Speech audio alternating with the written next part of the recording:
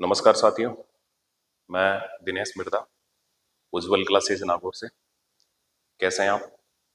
आशा करता हूँ कुशल मंगल होंगे और बढ़िया तरीके से नोट्स बना रहे होंगे। तो हम लोक देवताओं में जो बचे हुए लोक देवता हैं उनको पढ़ने का प्रयास करेंगे। तो जुड़िएगा मेरे साथ, हम पढ़ने का प्रयास करते हैं। दोस्तों, एक लोक देवता है जिनका नाम है भैया भूरिया बाबा। भूरिया बाबा, भूरिया बाबा। आपने ज्यादातर देखा होगा दोस्तों, अपने जोधपुर से गुजरात की तरफ जो भी बसें चलती है उन पे ज्यादातर पे लिखा होता है भूरिया बाबा ट्रेवल्स। तो वही भूरिया बाबा है, मैं उन्हीं की बात करता हूँ। जुड़ने का प्रयास करें। ये जो भूरिया बाबा है, इनका अन्य नाम क्या है? भूरिया बाबा का अन्य नाम तो आप जानते हो दोस्तों, भूरिया बाबा को कहते हैं भैया गौतमेश्वर ऋषि। गौतमेश्वर ऋषि, गौतमेश्वर ऋषि, गौतमेश्वर ऋषि। अब मैं बात कर लेता हूं दोस्तों, ये जो भूरिया बाबा है इनका नाम है गौतमेश्वर ऋषि। लेकिन ध्यान करना दोस्तों, ये जो भूरिया बाबा है इनका ध्यान कर लें दोस्तों, मंदिर। मंदिर तो भूरिया बाबा का जो मंदिर है, अब छोटे छोटे लोग देवता है तो उनको उसी हिसाब से पढ़ते हैं। ध्यान करना, अगर आपसे पूछ ले किस क्षेत्र में है तो आप बताओगे, ध्यान करना, भूरिया बाबा के गोड़वाड़ क्षेत्र में बहुत ज्यादा मंदिर पाए जाते हैं। गोड़वाड़ क्षेत्र, पाली के आसपास के जो भी क्षेत्र हैं वो गोड़वाड़ क्षेत्र कहलाते हैं। वहां भूरिया बाबा के बहुत ज्यादा मंदिर मिलेंगे। लेकिन भूरिया बाबा का जो मेन मंदिर है, ध्यान करना दोस्तों, वो कौन से स्थान पर है तो वो बताओगे आप। ध्यान करना दोस्तों, शिरोई में। हालांकि पाली के समीप है, आपको पता होगा, पाली के अंदर ही ध्यान कर लें चोटीला जगह पड़ती है। चोटीला से 10 किलोमीटर दूर ये ध्यान कर लें भूरिया बाबा का गौतमेश्वर ऋषि का मंदिर है, पाली के समीप है। तो सिरोही और पाली दिमाग में रखें, लेकिन सिरोही में मेन मंदिर पड़ता है। अब ध्यान करना दोस्तों, ये जो मंदिर है, अगर आपसे पूछ ले भूरिया बाबा या गौतमेश्वर ऋषि का जो मंदिर है वो दोस्तों कौन सी नदी के किनारे है, तो आपको पता होना चाहिए दोस्तों, एक नदी है जिसका नाम है भैया शोकड़ी नदी। शोकड़ी नदी। ये जो शोकड़ी नदी है इसे ही और कहते हैं दोस्तों पतित गंगा। शोकड़ी नदी को और क्या कहते हैं भैया? पतित गंगा। और ये जो शोकड़ी नदी है इसका अन्य नाम हो गया पतित गंगा। लेकिन इस पर जो बांध बना हुआ है उस बांध का नाम क्या है? उसका नाम है भैया बांकली बांध। बांकली बांध। याद रखना दोस्तों, ये बांकली बांध। वैसे सोचो, याद कैसे रखोगे?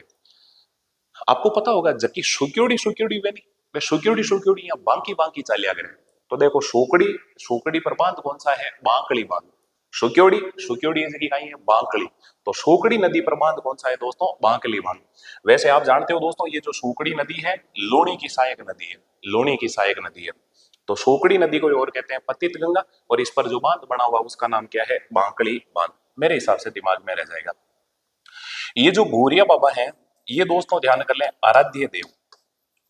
आराध्य देव कौन सी जनजाति है जिसके भूरिया बाबा आराध्य देव हैं? तो आपको पता होना चाहिए दोस्तों, मेणा जनजाति। राजस्थान के अंदर 8 जनजातियां हैं, उनमें एक जनजाति है उसका नाम है मेणा जनजाति। और ये मेणा जनजाति के दोस्तों क्या है भाई? आराध्य देव। और भूरिया बाबा की बात करूं विशेष, तो दिमाग में इतना ही रखना है, ध्यान कर ले दोस्तों। दोस्तों, मेणा जनजाति के लोग, मेणा जनजाति के लोग, मेणा जनजाति के लोग भूरिया बाबा की झूठी कसम नहीं खाते। भूरिया बाबा की झूठी कसम नहीं खाते। भूरिया बाबा की झूठी कसम नहीं खाते। झूठी कसम नहीं खाते। झूठी कसम नहीं खाते। बस इतना सा याद रखना है, इससे ज्यादा कुछ याद नहीं रखना। नहीं खाते, मेरे हिसाब से दिमाग में रह जाएगा। यही है भूरिया बाबा। आप जानते हो दोस्तों, इन्हीं कहते हैं गौतमेश्वर ऋषि। दोस्तों, वैसे ये महादेव जी का मंदिर है। भूरिया बाबा या गौतमेश्वर ऋषि का मंदिर है, वो किस क्षेत्र में है? गोड़वाड़ क्षेत्र में। पाली के आसपास का क्षेत्र गोड़वाड़ क्षेत्र कहलाता है। किस जिले में है? सिरोही जिले में। कौन सी नदी के किनारे है? शोकड़ी नदी के किनारे। शोकड़ी नदी दोस्तों आप जानते हो लूणी की सहायक नदी है। और शोकड़ी नदी को और क्या कहते हैं? पतित गंगा। और इसी शोकड़ी नदी पर एक बांध बना हुआ है जिसका नाम क्या है दोस्तों? बांकड़ी बांध। और ध्यान कर ले दोस्तों, भूरिया बाबा किस जनजाति के आराध्य देव हैं? मेणा जनजाति के। और मेणा जनजाति के लोग इनकी झूठी कसम नहीं खाते। ये अभी हमने ध्यान करना, अन्य मंदिरों में हम देखेंगे। एक हो गए भूरिया बाबा। इसके बाद में हम ध्यान कर लें एक बाबा और देख लेते हैं, हल्का सा जुड़ने का प्रयास करें। तो वो है भैया देव बाबा। देव बाबा, देव बाबा। आज के जो लोक देवता हैं उनमें ध्यान करना दोस्तों, एक दूसरे लोक देवता ले लेते हैं, उनका नाम है देव बाबा।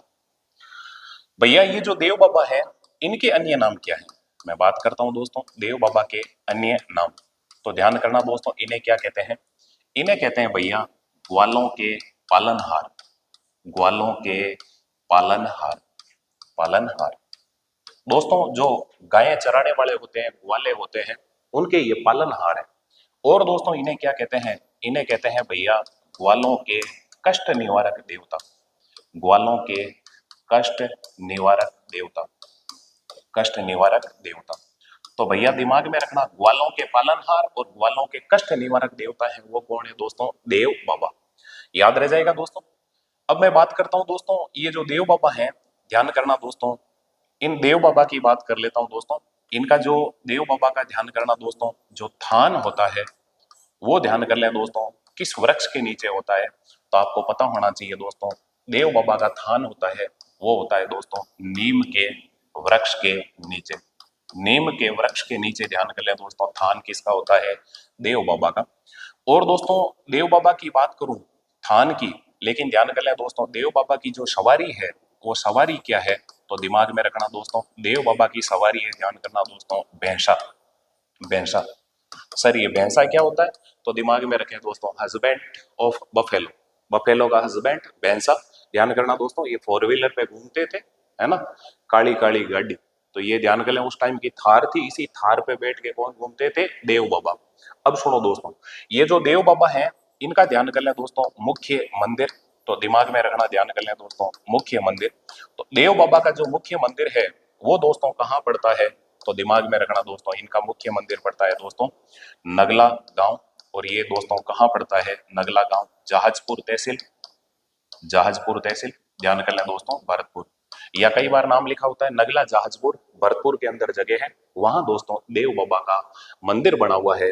और दिमाग में क्या रखना है दोस्तों, देव बाबा के मंदिर में मेला। तो ध्यान कर लें दोस्तों, इनका जो मेला है वो दोस्तों ध्यान कर लें वर्ष में 2 बार भरता है। वर्ष में 2 बार। सर ये 2 बार कब कब भरता है? तो देखो पहला महीना कौन सा होता है? चैत्र। ध्यान कर लें दोस्तों, तो चैत्र शुक्ल पंचमी को। और कब भरेगा? तो ध्यान करना दोस्तों, एक मेला भरेगा, ध्यान कर लें दोस्तों, भाद्र शुक्ल पंचमी को, 6 महीने के बाद में। तो देव बाबा का ध्यान कर लें दोस्तों, 2 बार मेला भरता है, मेरे हिसाब से दिमाग में रह जाएगा। अब याद कैसे रखोगे? ऐसा सोच लो, देव बाबा हैं जो गायें भैंसे चराते हैं और भैंसे पे बैठ के जाते हैं। आपने ऐसा नाम तो सुना होगा, जा भैंस पानी में और जा जहाज पानी में। तो देखो दोस्तों, देव बाबा भैंसे पे बैठ के जाते हैं और भैंसा सीधा खेत में ले जाके देव बाबा को नीमड़े के नीचे खड़ा हो जाता है। देव बाबा के भी छिया, भैंसे के भी छिया। भैंसा भी जा पानी में और जहाज भी जा पानी में। तो दिमाग में रखना दोस्तों, देव बाबा का मंदिर कहाँ है? नगला जहाजपुर। मैं ये गांव वाँव हटा देता हूँ, ध्यान कर लें ताकि आपको याद हो जाए। नगला जहाजपुर। और ये जगह कहाँ पड़ती है? भरतपुर में। नगला जहाजपुर। और ये जगह कहाँ है दोस्तों? भरतपुर। नगला जहाजपुर, ये जगह कहाँ है दोस्तों? भरतपुर। मेरे हिसाब से दिमाग में रह जाएगा। तो उससे ज्यादा कुछ ही याद नहीं रखना, देव बाबा बाबा, भैंसा चराने वाले, गाया चराने वाले बाबा बाबा। तो ग्वालों के पालनहार, ग्वालों के कष्ट निवारक देवता। ये मैं ग्वाले कह रहा हूँ, गाया चराने वाले, गालों के पालनहार नहीं है। गालों के पालनहार तो कोई फेयर एंड लवली होगी। दिमाग में रखना दोस्तों, देव बाबा को कहते हैं ग्वालों के पालनहार, ग्वालों के कष्ट निवारक देवता। थान होता है नीम के वृक्ष के नीचे, सवारी है भैंसा, मुख्य मंदिर है नगला जहाजपुर भरतपुर, और मेला वर्ष में 2 बार भरता है। तो ये ध्यान कर ले दोस्तों, हमने देव बाबा की चर्चा कर ली। 2 बाबा देख लिए, भूरिया बाबा और देव बाबा। अब मैं बात करता हूं, ध्यान कर ले दोस्तों, एक है भैया मामा देव। मामा देव, ध्यान करना दोस्तों, आज के लोक देवताओं में तीसरे लोक देवता लेते हैं मामा देव। ध्यान करना दोस्तों, ये जो मामा देव है इनका दोस्तों अन्य नाम क्या है? मामा देव को क्या कहते हैं? तो दिमाग में रखना दोस्तों, इन्हें कहते हैं भैया वर्षा के लोक देवता। वर्षा के लोक देवता। अब सुन लो दोस्तों, वर्षा के लोक देवता तो मामा देव हैं, यही मैं नोट में लिख दूं, ध्यान कर लें दोस्तों, वर्षा की लोक देवी। अगर आपसे पूछ ले वर्षा की लोक देवी कौन है, तो दिमाग में रखना दोस्तों, वर्षा की जो लोक देवी है उस देवी का नाम क्या है? वर्षा की लोक देवी। तो दिमाग में रखोगे दोस्तों, वर्षा की लोक देवी कहलाती है भैया रूपा देव। आगे आप पढ़ोगे दोस्तों, एक लोक देवता थे मल्लीनाथ जी, उनकी धर्म पत्नी थी रूपा देव, और ध्यान कर लें वो कहलाती है वर्षा की लोक देवी। अब सुनो दोस्तों, मामा देव की बात करता हूं। तो अन्य नाम हो गया वर्षा के लोक देवता। और दोस्तों ये जो मामा देव है इनका ध्यान करना दोस्तों मुख्य मंदिर। हालांकि मामा देव का ज्यादातर मंदिर नहीं होता, अभी मैं बताऊंगा तुम्हें, लेकिन इनका पूछ ले, ध्यान कर ले दोस्तों। मामा देव का जो मंदिर है एक जगह बना हुआ है, वो कहाँ पे बना हुआ होगा, तो ध्यान कर ले दोस्तों, वो बना हुआ है भैया कुंभलगढ़ दुर्ग में। और आप जानते हो दोस्तों कुंभलगढ़ दुर्ग कहाँ पड़ता है भैया, राजसमंद में। ये वही कुंभलगढ़ दुर्ग है। ध्यान करना दोस्तों, महाराणा कुंभा ने अपनी पत्नी कुंभल देवी की याद में बनाया था दोस्तों कुंभलगढ़ दुर्ग, उन्हीं के नाम पे इसका नाम रखा कुंभलगढ़ दुर्ग। इसके अंदर एक लघु दुर्ग है जिसे कहते हैं दोस्तों कटारगढ़। और कटारगढ़ में बैठे बैठे महाराणा कुंभा है संपूर्ण मेवाड़ पे नजर रखते थे। इसी कारण दोस्तों कटारगढ़ को कहते हैं मेवाड़ की आंख, लेकिन आंख वाला किला कहते हैं भैया बाला किला को। और बाला किला कहाँ पड़ता है भैया, अलवर में। अलवर में और कौन सा किला है, कांकनबाड़ी का किला, जिसमें औरंगजेब ने अपने भाई दारा शिकोह को कैद करके रखा था। और कौन सा किला है, भानगढ़ दुर्ग, जिसे दोस्तों भूतों वाला किला भी कहते हैं।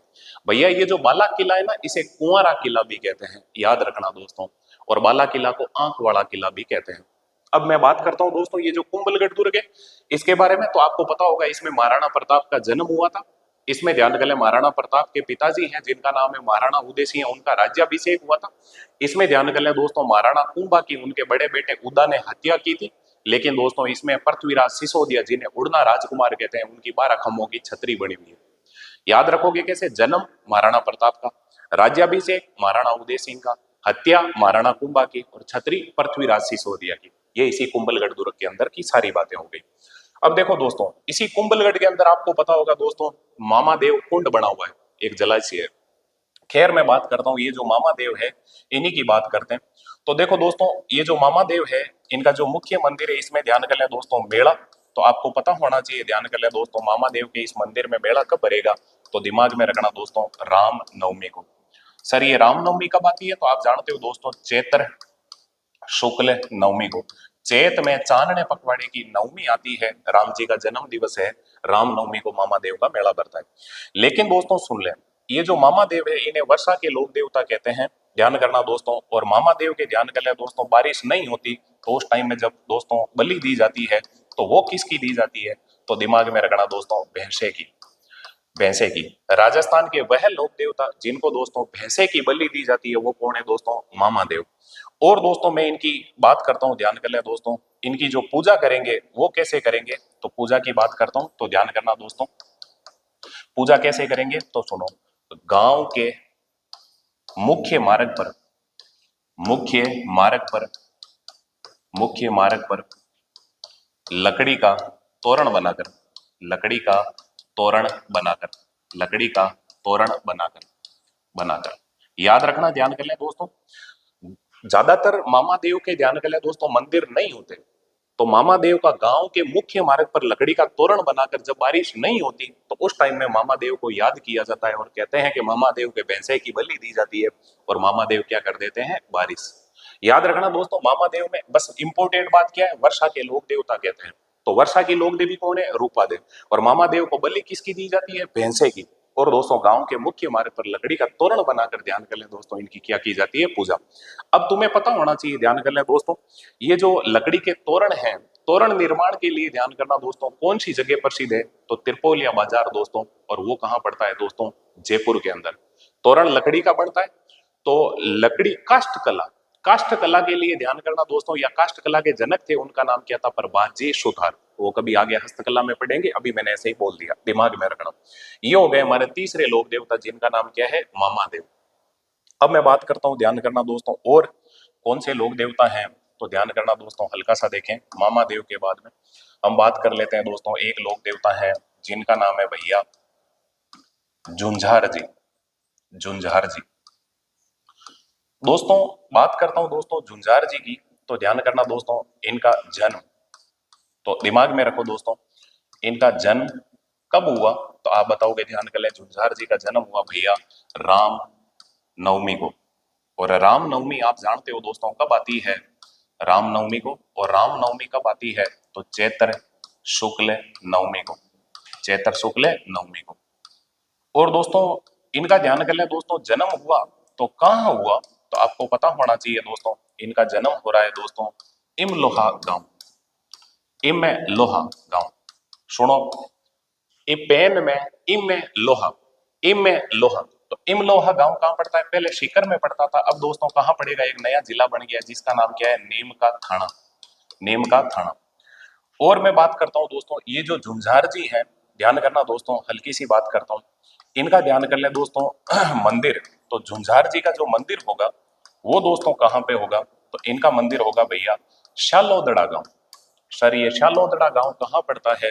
तो दिमाग में रखें दोस्तों, शालोदड़ा गांव पड़ता है भैया नीम का थाना में, नीम का थाना में, मेरे हिसाब से दिमाग में रह जाएगा। तो ये एक लोक देवता कौन है दोस्तों? झुंझार जी। अब मैं बात करता हूं दोस्तों, झुंझार जी हैं, इनका थान तो आप आराम से बता सकते हो दोस्तों, झुंझार जी का थान किस वृक्ष के नीचे होता है दोस्तों? खेजड़ी वृक्ष के नीचे, खेजड़ी वृक्ष के नीचे। बस ध्यान कर लिया दोस्तों, यही झुंझार जी है, बस इतना सा याद रखना है दोस्तों। रामनवमी को जन्मे, इमलोवा गांव में जन्मे, और शालोदड़ा गांव में इनका क्या बना हुआ है? मंदिर। और ध्यान करना दोस्तों, झुंझार जी की इससे ज्यादा कोई पूछने की संभावना नहीं है। और बात करता हूं दोस्तों, ध्यान कर लें, झुंझार जी के बाद में और कौन से लोक देवता हैं? शायद अभी हमने ध्यान करना दोस्तों, झुंझार जी देख लिया, 5 नंबर में मैं ले लेता हूं, और जो लोक देवता हैं उनकी बात कर लेते हैं। झुंझार जी के बाद में हम देखते हैं, ध्यान करना दोस्तों, एक लोक देवता है जिनका नाम है भैया रूपनाथ जी, रूपनाथ जी।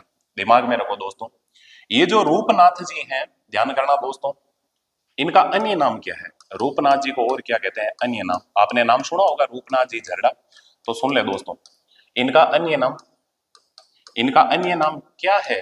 तो ध्यान करना, रूपनाथ जी का अन्य नाम है दोस्तों बालक नाथ जी, बालक नाथ जी। रूपनाथ जी का अन्य नाम है दोस्तों बालकनाथ जी।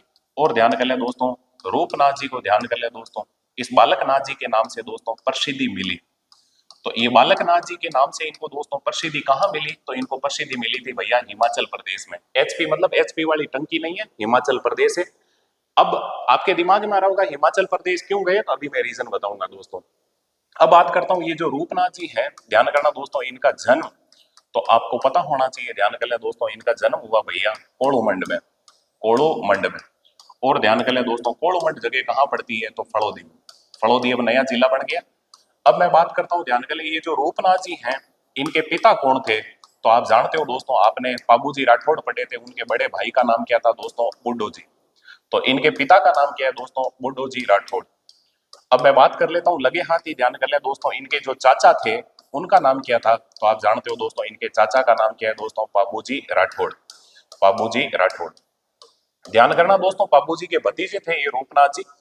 और बात करूं दोस्तों, तो ध्यान कर ले दोस्तों, इनके जो फूफा जी थे, ताकि तुम्हें याद रहे, यानी कि पाबूजी के जो बहनोई थे और बुड्ढो जी के जो बहनोई थे, उनका नाम क्या था? जिंद राव खिंची, जिंद राव खिंची। अब समझने का प्रयास करें दोस्तों, ये जिंद राव खिंची कहाँ के राजा थे? ये जायल के राजा थे। तो भैया सुनना, ये जो रूपनाथ जी हैं, ध्यान करना, इन्होंने ऐसा क्या कार्य कर दिया जिसकी वजह से ये फेमस है? कुछ नहीं है, बुड्ढो जी के बेटे पाबू जी के भतीजे हैं। और आप जानते हो रूपनाथ जी की जो बहन है उनका नाम क्या है दोस्तों? तो आपको पता होगा, ध्यान कर लें, केलम दे। और केलम दे का विवाह किसे हुआ था? गोगा जी से। देखो दोस्तों, रूपनाथ जी इन्होंने कार्य क्या किया, बस खास बात यही है, तो दिमाग में रखना दोस्तों, इन्होंने, यानी कि रूपनाथ जी ने, इन्होंने अपने पिता, अब पिता कौन है दोस्तों? तो आपके सामने है बुड्ढो जी, वह चाचा, चाचा कौन है? पाबूजी के हत्यारे। आप जानते हो दोस्तों, ध्यान कर लें, पाबूजी राठौड़, आपने पढ़ा भी होगा, मैंने बताया था पाबूजी राठौड़, ध्यान कर लें दोस्तों, केसर काल में घोड़ी लेके, और ध्यान कर लें दोस्तों, देचू गांव में लड़ते हुए वीर गति को प्राप्त होते हैं। किससे लड़ते हैं दोस्तों? जिंद राव खिंची से। क्यों लड़ते हैं दोस्तों? देवल चारणी की गायें छुड़ाने के लिए। आप पीछे जाके पाबूजी वाला वीडियो भी देख सकते हो, आपको एकदम क्लियर हो जाएगा। तो ध्यान करना दोस्तों, रूपनाथ जी ने अपने पिता व चाचा के हत्यारे जिंद राव खिंची, जिंद राव खिंची, खिंची को मारकर बदला लिया, जिंदराव खिंची को मारकर बदला लिया, बदला लिया। ध्यान करना दोस्तों, और बदला लेके फिर दोस्तों ध्यान कर लें कहां चले गए थे? हिमाचल प्रदेश में। और हिमाचल प्रदेश में ध्यान करना दोस्तों, इनको बालकनाथ जी के नाम से प्रसिद्धि मिली। इतना ही याद रखना दोस्तों, रूपनाथ जी हैं, ध्यान कर लें, पाबू जी के भतीजे थे और एक लोक देवता की श्रेणी में आ गए थे, मेरे हिसाब से दिमाग में रह जाएगा। अब मैं बात करता हूं दोस्तों, ध्यान कर लें, रूपनाथ जी के बाद में हम देखने वाले हैं एक लोक देवता है, ध्यान करना दोस्तों, कितने हो गए? 5 छठे लोक देवता की मैं बात कर लेता हूं, वो है दोस्तों केसरिया कुंवर जी, छोटे छोटे लोक देवता है अब तो। केसरिया कुंवर जी, बात कर लेता हूं दोस्तों केसरिया कुंवर जी की, तो जुड़ने का प्रयास करें दोस्तों। केसरिया कुंवर जी, अन्य नाम दोस्तों इन्हें क्या कहते हैं, अन्य नाम, तो इन्हें भी कहते हैं भैया सर्पों के देवता या सर्प रक्षक देवता, सर्प रक्षक देवता। केसरिया कुंवर जी को कहते हैं भाई सर्प रक्षक देवता। दोस्तों आप जानते हो दोस्तों, ये जो केसरिया कुंवर जी हैं इनके पिता कौन थे, तो आप भली भांति जानते हो दोस्तों, इनके पिता का नाम क्या था भाई, गोगा जी चौहान, गोगा जी चौहान। ध्यान करना दोस्तों, ये जो केसरिया कुंवर जी हैं इनकी माता कौन है, तो आप बता सकते हो दोस्तों, गोगा जी की पत्नी कौन थी दोस्तों, केलमदे। तो ध्यान कर लें दोस्तों, केसरिया कुंवर जी की भी ध्यान कर लें दोस्तों, माता कौन हो जाएगी दोस्तों, केलमदे, गोगा जी की पत्नी है। और अब मैं बात करता हूं, ध्यान करना दोस्तों, ये जो केसरिया कुंवर जी हैं इनका थान, तो आप बता सकते हो दोस्तों, इनका जो थान होता है वो किस वृक्ष के नीचे होता है, वो होता है भैया खेजड़ी वृक्ष के नीचे, खेजड़ी वृक्ष के नीचे। तो इनका जो थान है वो खेजड़ी वृक्ष के नीचे होता है। और ध्यान कर ले दोस्तों, इनके थान पे जो ध्वजा चढ़ाई जाती है वो दोस्तों कैसी ध्वजा चढ़ाई जाती है, तो सफेद रंग की, सफेद रंग की। केसरिया कुंवर जी की जो ध्वजा चढ़ाई जाएगी वो कैसी चढ़ाई जाएगी दोस्तों, सफेद रंग की। और ध्यान कर ले दोस्तों, इनके यहाँ ध्यान करना दोस्तों, इलाज, तो दिमाग में रखना दोस्तों, इलाज, केसरिया कुंवर जी के थान पे जो इलाज होता है वो दोस्तों ध्यान कर लें किसका, तो यहाँ पे ध्यान करना दोस्तों, इलाज होता है भैया सर्पदंश का, सर्पदंश का। और ध्यान कर लें दोस्तों, यहाँ सर्पदंश का इलाज होता है तो वो किसके द्वारा किया जाता है, किसके द्वारा, तो आप आराम से बता सकते हो। ध्यान कर लें दोस्तों, केसरिया कुंवर जी के मंदिर में जिनको केसरिया कुंवर जी की छिया आती है, तो ध्यान कर लें दोस्तों भोपे के द्वारा। और ये इलाज दोस्तों कैसे किया जाता है, कैसे किया जाता है, तो ध्यान करना दोस्तों, कैसे इलाज होता है यहाँ, तो जिस भोपे को ध्यान कर लें दोस्तों केसरिया कुंवर जी की छिया रखी होगी, वो दोस्तों ध्यान कर लें अपने मुंह से दोस्तों सर्पदंश के उस जहर को बाहर निकालते हैं और दोस्तों इलाज करते हैं। तो दोस्तों ये जो केसरिया कुंवर जी हैं ये क्या कहलाएंगे, सर्प रक्षक देवता। कैसे, तो ध्यान करना दोस्तों, मुंह से, मुंह से सर्पदंश के विष को निकालकर, के विष को निकालकर, को निकालकर, निकालकर मेरे हिसाब से दिमाग में रह जाएगा। तो ये ध्यान कर ले दोस्तों, हमने बात कर ली है किसकी दोस्तों, केसरिया कुंवर जी की, याद रह जाएगा। इसके बाद में मैं बात करता हूं, ध्यान करना, छोटे छोटे लोक देवता हैं आज, इसके बाद में हम बात कर लेते हैं, ध्यान करना दोस्तों, जुड़ने का प्रयास करें सांपों से जुड़े हुए एक लोक देवता देख लेते हैं जिनका नाम है भाई हरिराम, हरिराम बाबा, हरिराम बाबा। तो मैं हरिराम बाबा की बात कर लेता हूं, ध्यान करना दोस्तों, ये जो हरिराम बाबा हैं, ध्यान करना दोस्तों, इनका जन्म, हरिराम बाबा का जन्म, तो दोस्तों ध्यान कर लें, इनका जन्म हुआ है भैया जोरडा गांव में, जोरडा गांव में, जोरडा गांव में। और जोरडा गांव कहाँ पड़ता है भैया, ये पड़ता है नागौर में, नागौर के जोरडा गांव में ध्यान कर लें दोस्तों हरिराम बाबा का जन्म हुआ। ध्यान करना दोस्तों, इनके पिता, तो पिता का नाम क्या है, तो आप आराम से बता सकते हो दोस्तों, इनके पिता का नाम है भैया राम नारायण जी, राम नारायण जी। दोस्तों बात करता हूं इनकी माता, तो इनकी माता का नाम था भैया चननी देवी, चननी देवी, पिता माता। इसके बाद में मैं बात करूं इनके गुरु कौन थे, तो इनके गुरु का नाम था भैया भूरा जी, तो किताबों में यही लिखा है इनके गुरु कौन है, भूरा। अब ध्यान कर लें दोस्तों, हरिराम बाबा का ध्यान करना दोस्तों, मुख्य मंदिर, तो आप बता सकते हो, ध्यान कर लें दोस्तों, इनका मुख्य मंदिर कहाँ होगा दोस्तों, तो आप आराम से बता सकते हो दोस्तों झोरडा। और झोरडा दोस्तों कहाँ पड़ता है, नागौर। यहाँ ध्यान कर लें हरिराम बाबा का जो मंदिर है, इस मंदिर में ध्यान कर लें दोस्तों पूजा, तो किस चीज की पूजा होती है, तो आपको पता होना चाहिए, इस मंदिर में ध्यान कर लें दोस्तों सांप की बम्बी बनी हुई है, सांप की बम्बी की, सांप की बम्बी की। यहाँ पे वाकायदा ध्यान कर लें मंदिर के अंदर सांप की बम्बी बनी हुई है और सांप की बम्बी बम्बी की ही दोस्तों ध्यान कर लें पूजा होती है। और मैं बात कर दूं दोस्तों हरिराम बाबा के मंदिर में मेला, तो आपको पता होना चाहिए दोस्तों यहाँ पे मेला कब भरेगा, तो यहाँ पे मेला भरता है भैया भादवे में चांदने पखवाड़े की पंचम को, भाद्र शुक्ल पंचम को हरिराम बाबा के। और विशेष बात करूं तो ध्यान करना दोस्तों, हल्का सा देखें, हरिराम बाबा की कोई विशेष बात है क्या, तो विशेष बात यही है भैया, इन्होंने इन्होंने इन्होंने मंत्रोच्चार के माध्यम से, मंत्रोच्चार के माध्यम से, मंत्रोच्चार के माध्यम से, मंत्रोच्चार के माध्यम से सर्पदंश का जहर उतारा, जहर उतारा, उतारा था। यानी कि इनको दोस्तों मंत्र आते थे और मंत्रों के माध्यम से ही, ध्यान कर ले, किसी को सांप वगैरह डांस जो मतलब डंक मार लेता था तो ध्यान कर ले दोस्तों राम बाबा मंत्रों से, ध्यान कर ले दोस्तों, उस जहर को निकाल देते थे। तो ये थे भैया राम बाबा। अब याद क्या रखना है, राम बाबा का मंदिर कहाँ है दोस्तों, जोरडा गांव में। इसमें पूजा किसकी होती है, सांप की, बम्बी की। बस इतना सा याद रखना है। ये लोक देवता कौन है दोस्तों हमारे राजस्थान में, राम बाबा।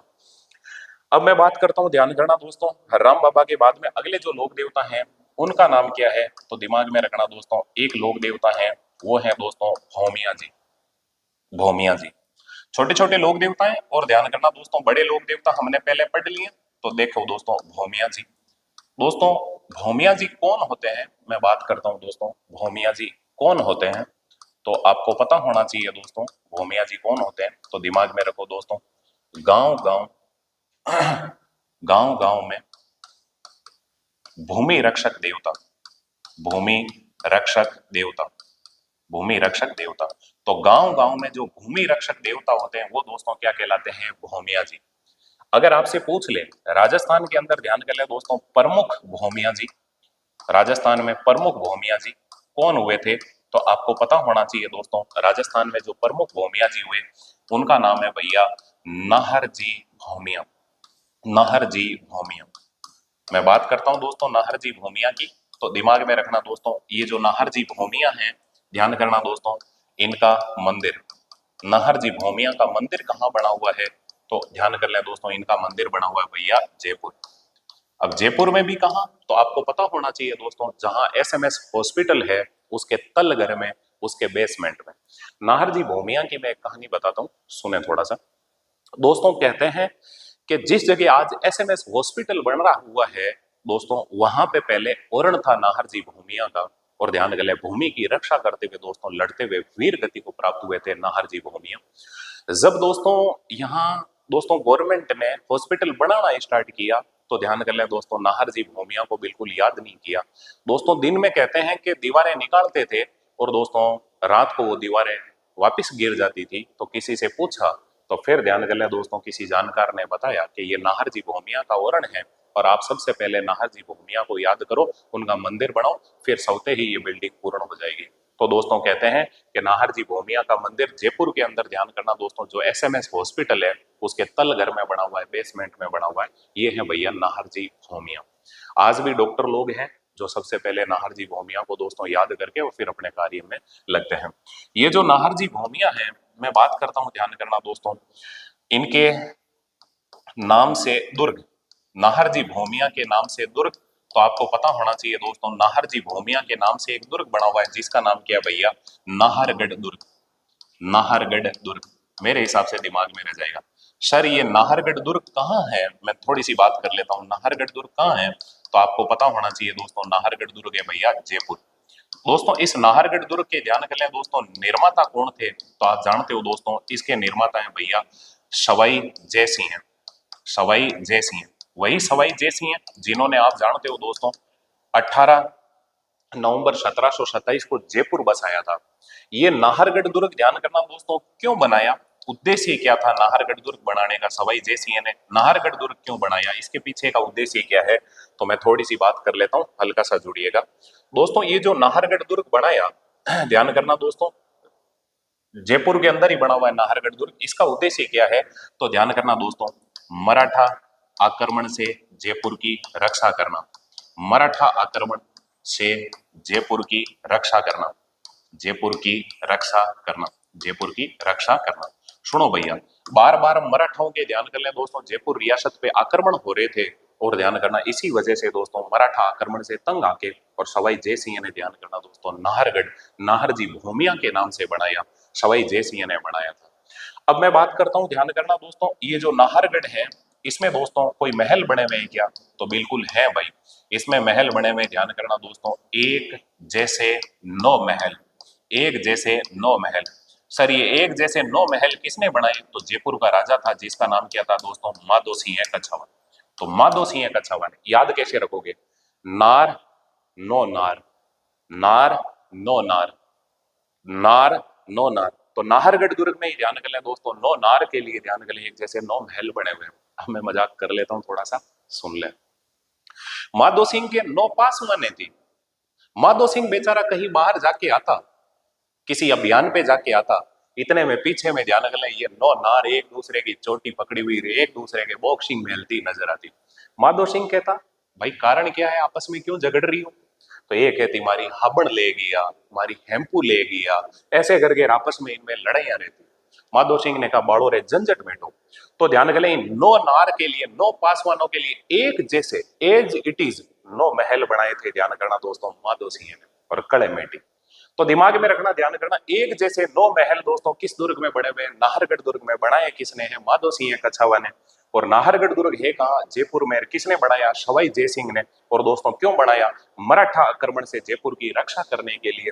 और दोस्तों नाहरगढ़ दुर्ग किसके नाम पर बना हुआ है? तो नाहर जी भौमिया के नाम पर। और भौमिया जी कौन होते हैं? तो गांव गांव में भूमि रक्षक देवता होते हैं, वो भौमिया जी कहलाते हैं। और प्रमुख भौमिया जी कौन हुए हैं? नाहर जी भौमिया। मेरे हिसाब से याद रह जाएगा। ये हो गए भैया भौमिया जी। अब मैं बात करता हूं, ध्यान कर लें दोस्तों, भौमिया जी के बाद में अगले जो लोक देवता है वो कौन है? तो उनका नाम है भैया इल्लो जी।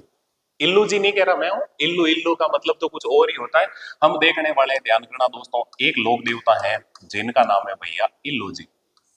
इल्लू जी मैं बात कर लेता हूं दोस्तों इल्लू जी की, थोड़ा सा देखने का प्रयास करें दोस्तों। ये जो इल्लू जी है, ध्यान करना दोस्तों, इन्हें और क्या कहते हैं अन्य नाम? तो ध्यान करना दोस्तों, इल्लो जी को कहते हैं दोस्तों छेड़छाड़ के लोक देवता। तो दिमाग में रखना दोस्तों, ये दोस्तों कहलाते हैं मारवाड़ में छेड़छाड़ के लोक देवता। इल्लो जी को कहा जाता है दोस्तों छेड़छाड़ के लोक देवता।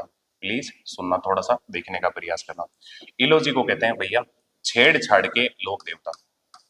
छेड़छाड़ के लोक देवता, छेड़छाड़ के लोक देवता। तो आपसे पूछ ले मारवाड़ में छेड़छाड़ के लोक देवता कौन कहलाते हैं? वो कौन है दोस्तों? इल्लो जी। और मैं बात करता हूं दोस्तों इल्लो जी, ध्यान कर ले दोस्तों, ये इल्लो जी कौन थे? तो आपको पता होना चाहिए, ध्यान कर ले दोस्तों, ये थे भैया होलिका के प्रेमी। ध्यान करना दोस्तों, होलिका के प्रेमी, होलिका के प्रेमी। याद रख लोगे दोस्तों, दिमाग में रखना दोस्तों, होलिका के प्रेमी थे, अभी मैं बताऊंगा, ध्यान करना दोस्तों। और ये जो इल्लो जी हैं, ध्यान करना दोस्तों, इल्लो जी ने, ध्यान करना दोस्तों, प्राण त्यागे। तो दिमाग में रखना दोस्तों, इल्लो जी ने प्राण त्यागे थे।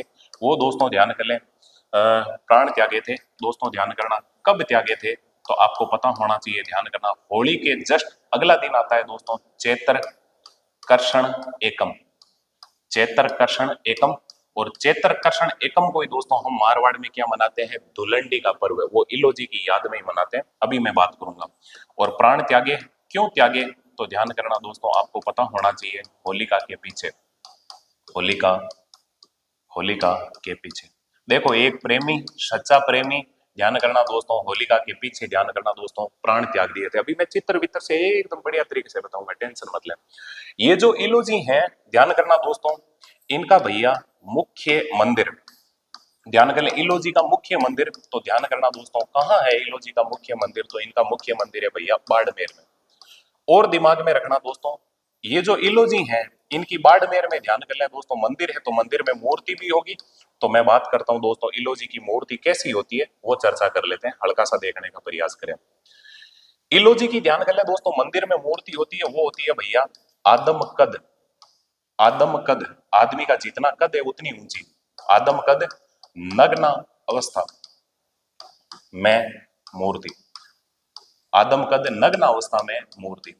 बिल्कुल ध्यान कर ले दोस्तों, पीके में कम से कम आपको पता होगा आमिर खान के पास रेडियो तो था, इनके पास वो भी नहीं था। ध्यान कर ले, इनकी मूर्ति है मंदिर के अंदर, आदमी का जितना कद है इतनी ऊंची मूर्ति है।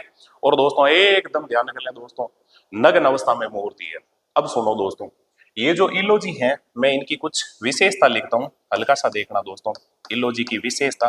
तो ध्यान करना दोस्तों, इनकी खास बात क्या है? तो दिमाग में रखो दोस्तों, यह यह अविवाहितों, जगह राइंडिया है, अविवाहितों को दुल्हन देने में सक्षम माने जाते हैं।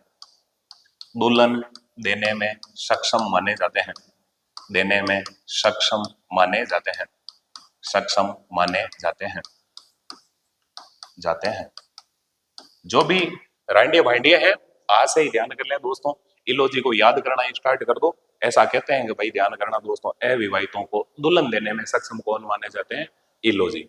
हालांकि खुद रांडिया मरे थे, फिर भी ध्यान करना दोस्तों, अविवाहितों को दुल्हन देने में सक्षम माने जाते हैं। और बात करता हूं दोस्तों, यह है बांझ स्त्रियों को, बांझ स्त्रियों को, बांझ स्त्रियों को संतान देने में सक्षम माने जाते हैं, संतान देने में सक्षम माने जाते हैं, संतान देने में सक्षम माने जाते हैं, सक्षम माने जाते हैं। मेरे हिसाब से याद रह जाएगा। सुनो दोस्तों, और एक बात और कर देता हूं दोस्तों, हल्का सा देखें विशेषता में, दिमाग में रखना दोस्तों। इनकी स्मृति में इलोजी की, इनकी स्मृति में, इनकी स्मृति में चैत्र कर्षण एकम, चैत्र कर्षण एकम, ये एक लिख दिया मैंने, चैत्र कर्षण एकम को धुलंडी, धुलंडी का पर्व मनाया जाता है। क्यों मनाते हैं अभी सब चित्र से बताऊंगा, तुम चिंता ही मत करो। धुलंडी का पर्व मनाया जाता है, मनाया जाता है। इलोजी की स्मृति में ही मनाया जाता है भैया धुलंडी का पर्व है। और ये धुलंडी का पर्व भी दोस्तों रंगों का त्योहार कहलाता है, रंगों का पर्व कहलाता है। हालांकि होली को प्राथमिकता देनी है, होली ऑप्शन में नहीं हो तो ध्यान करें, धुलंडी भी दोस्तों रंगों का पर्व कहलाता है। अब मैं ध्यान करना दोस्तों, इलोजी की जो मैंने बात की थी अभी, मैं वो सारी की सारी बात कर लेता हूँ, वापिस जुड़ने का प्रयास करें, देखने का प्रयास करें। इलोजी थोड़ी सी बात करता हूँ, जुड़ो, ध्यान कर लें। आपको इलोजी के बारे में और सारा चित्र के माध्यम से बताने का प्रयास करता हूँ, देखने का प्रयास करें, थोड़ा सा हल्का सा जुड़ना, थोड़ा सा देखने का प्रयास करना भैया हो।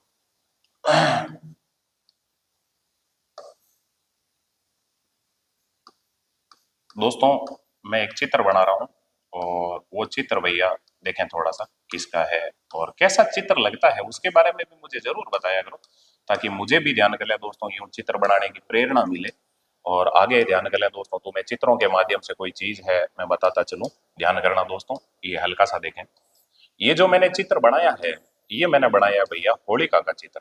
अब समझ रहे होंगे होलिका का चित्र मैं बना रहा हूं, प्लीज समझें, थोड़ा सा देखने का प्रयास करें। होलिका कौन थी तो आप भली भांति जानते हो दोस्तों, एक हिरण्यकश्यप का नाम सुना होगा, ध्यान कर ले दोस्तों, एक घमंडी राजा, अपने आप को ध्यान कर ले दोस्तों, कहता था आई एम द गॉड, मैं ही भगवान हूं। अब सुनो दोस्तों, ये है भैया होलिका। और आप जानते हो दोस्तों, होलिका को एक ऐसा वरदान मिला हुआ था महादेव जी की तरफ से। वरदान क्या मिला हुआ था? होलिका ध्यान कर ले दोस्तों, होलिका ने एक बार महादेव जी से कहा, महादेव जी प्रसन्न हो गए थे और महादेव जी ने कहा मांग होलिका, मैं तुम्हारी भक्ति से प्रसन्न हुआ, क्या मांगोगी? तो होलिका ने कहा आप मुझे ऐसा वरदान दीजिए कि मैं आग में बैठूं और मैं जलूं नहीं। महादेव जी ने पहले ही कह दिया प्रसन्न होके, मांग होलिका, जो तू मांगेगी वो देने को तैयार हूं। लेकिन इसने तो प्रकृति के विपरीत चीज मांग ली। राक्षस बुद्धि के लोग होते हैं वो ऐसा ही मांगते हैं। तो महादेव जी ने कहा तथास्तु, लेकिन ध्यान रखना जिस दिन तेरे स्पर्श में कोई पुरुष होगा उस दिन जल के राख हो जाएगी। अब ध्यान कर ले, घमंडी थी, इतना ध्यान दिया नहीं, वापिस पीछे वाली लाइन को सही ढंग से सुना नहीं।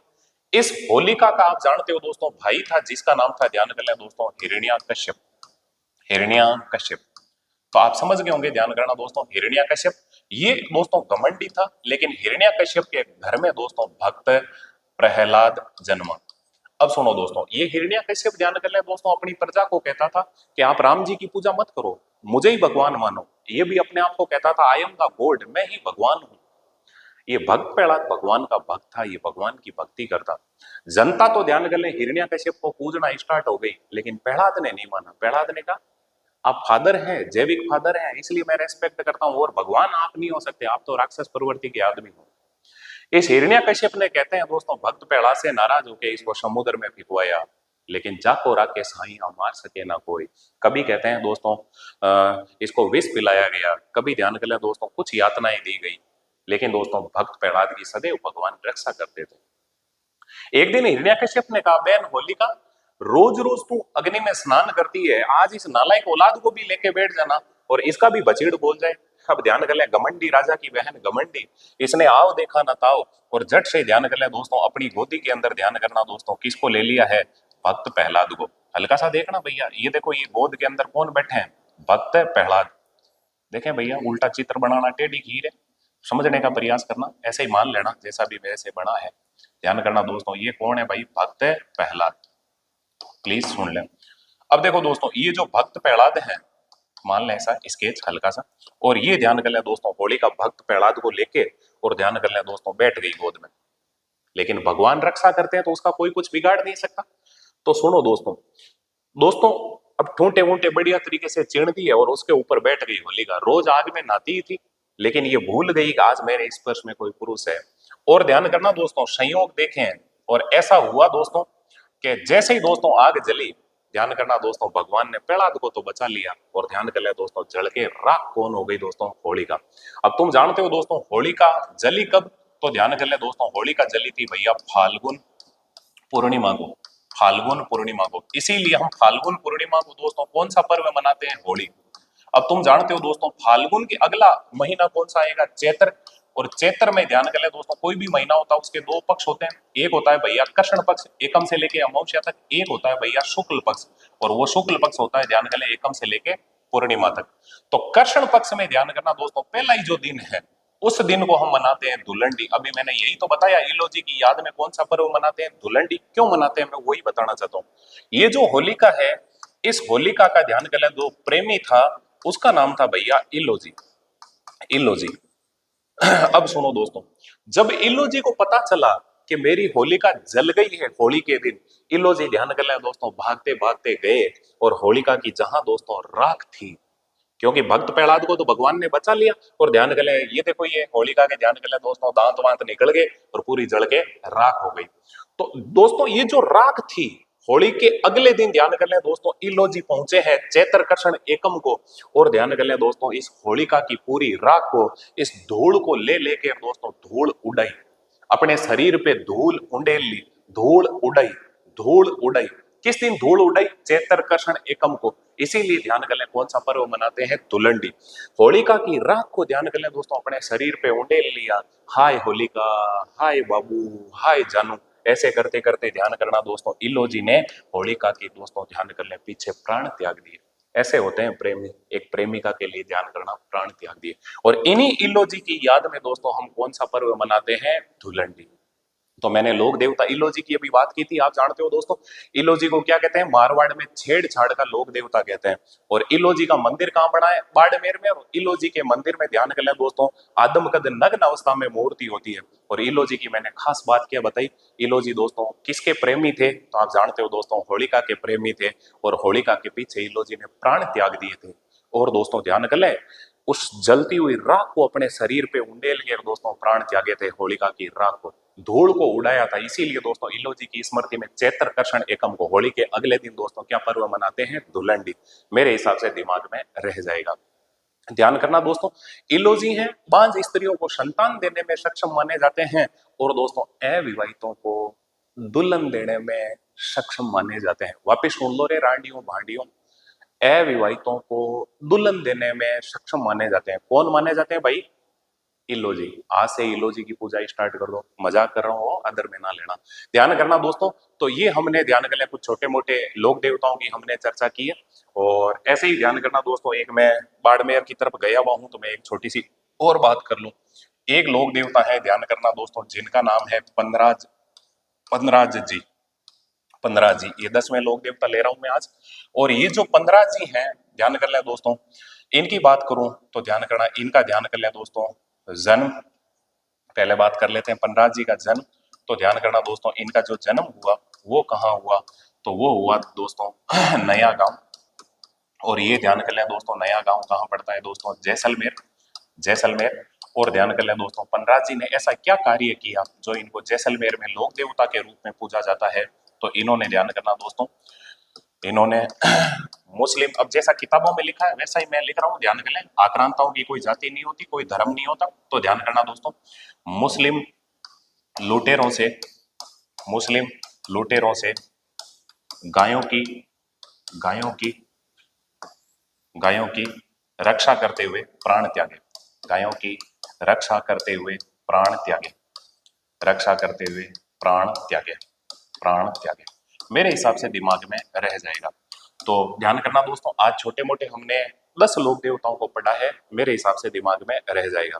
जैसे देखो, आज जो भी आपने लोक देवता पढ़े थे, मैं एक बार आपको पुनः बताने का प्रयास करता हूँ। सबसे पहले तो हमने पढ़ा है, ध्यान करना दोस्तों, भूरिया बाबा, भूरिया बाबा, भूरिया बाबा, भूरिया बाबा। इसके अलावा ध्यान करना दोस्तों, आपने जो लोक देवता पढ़ा है वो दोस्तों और कौन सा पढ़ा है, तो और पढ़ा है तुमने दोस्तों देव बाबा, देव बाबा। इसके अलावा तुमने और कौन से लोक देवता पढ़े हैं, तो और पढ़े हैं भैया तुमने मामा देव, मामा देव। इसके अलावा तुमने पढ़े हैं दोस्तों झुंझार जी, झुंझार जी, झुंझार जी।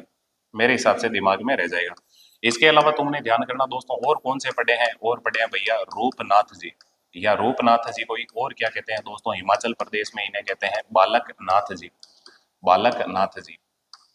दोस्तों तुमने और कौन से लोक देवता पढ़े हैं, तो और पढ़े हैं आपने भैया केसरिया कुंवर जी, केसरिया कुंवर जी, केसरिया कुंवर जी, केसरिया कुंवर जी। इसके अलावा ध्यान कर लें दोस्तों, तुमने और जो लोक देवता पढ़े हैं वो कौन से पढ़े हैं, तो आपने पढ़े हैं भैया हरिराम बाबा, हरिराम बाबा जोरडा वाले, हरिराम बाबा। इसके अलावा दोस्तों तुमने और कौन से लोक देवता पढ़े हैं, तो और पढ़े हैं आपने भैया भौमिया जी। गांव गांव में जो भूमि रक्षक लोक देवता होते हैं उन्हें क्या कहते हैं दोस्तों, भौमिया जी। और दोस्तों भौमिया जी के बाद में आपने जो लोक देवता पढ़े हैं वो कौन से पढ़े हैं, वो पढ़े हैं भैया इलोजी। मारवाड़ में छेड़छाड़ के लोक देवता कहते हैं इलोजी को। और दोस्तों ध्यान करना, आपने जो लोक देवता पढ़े हैं वो कौन से पढ़े हैं, तो एक अभी हमने चर्चा की है, ध्यान करना दोस्तों जैसलमेर वाले, उनका नाम है पन्नराज जी, पन्नराज जी। मेरे हिसाब से आज छोटे छोटे हमने 10 लोक देवताओं को पढ़ा है, और आप बढ़िया तरीके से याद करना। अब 2-4 लोक देवता और हैं बचे हुए, जैसे मल्लीनाथ जी, तल्लीनाथ जी, है ना, वीर भत्ता जी, है ना। ऐसे ही ध्यान कर लें दोस्तों, जाखड़ जाति के जो कुल देवता हैं, मुझे कमेंट बॉक्स में आप जरूर लिख के बताना वो कौन है, तो उन लोक देवताओं की हम कल चर्चा कर लेंगे। ओके दोस्तों, आपने मुझे इतना झेला, इसके लिए बहुत बहुत धन्यवाद, शुक्रिया। मुखातिब होंगे कल। Thank you.